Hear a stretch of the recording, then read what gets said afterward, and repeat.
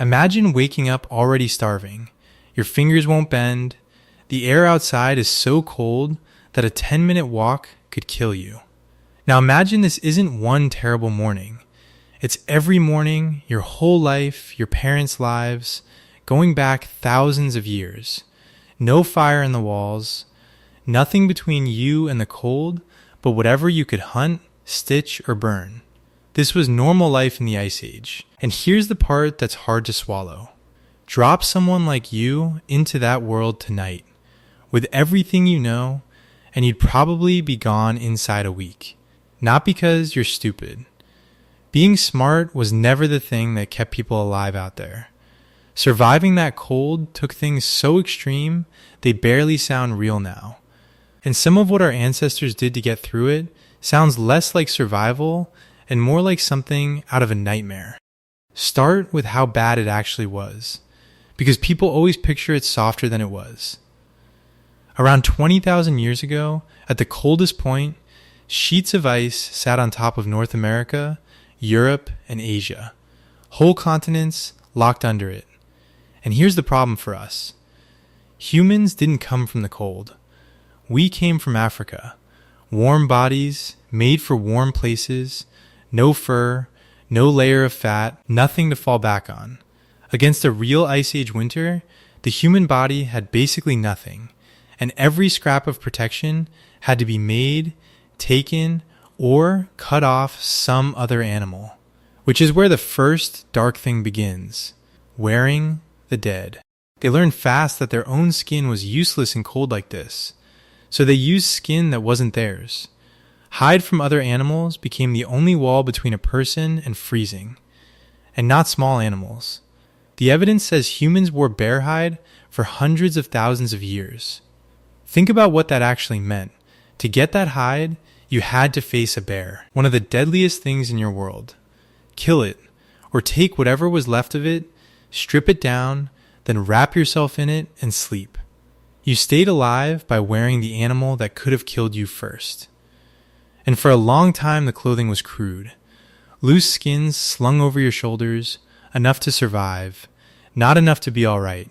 Because in this cold bare skin doesn't just hurt, it dies. Frostbite waited on every mistake. Black fingers, dead toes, damage that never came back, and no doctor to fix any of it. Then, around 30,000 years ago, one small thing quietly changed everything. A needle.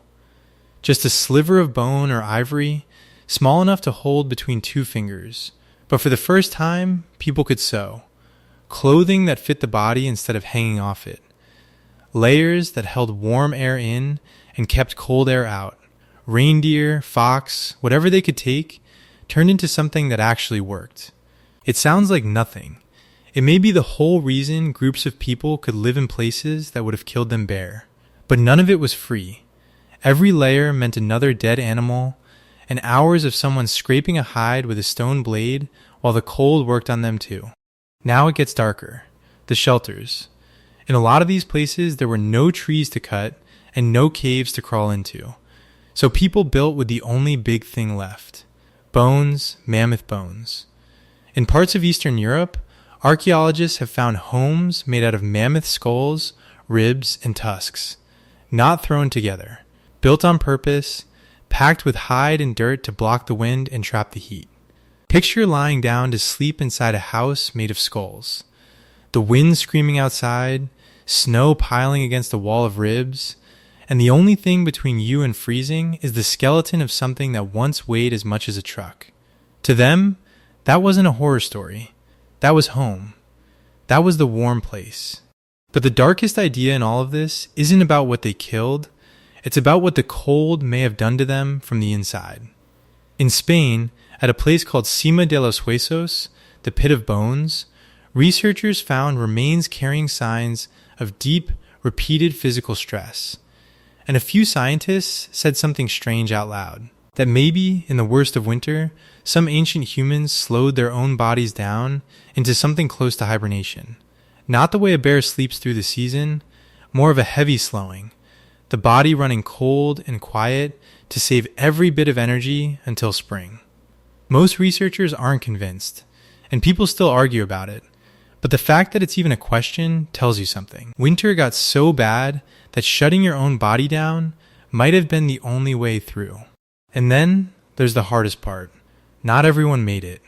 As the Ice Age wore on, our closest relatives, the Neanderthals, disappeared. People assumed they were the weak ones. They weren't.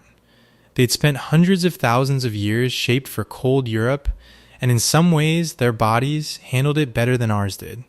And they still died out. The climate kept lurching around, the food kept thinning, and the fight over what was left finally pushed them past the point of coming back.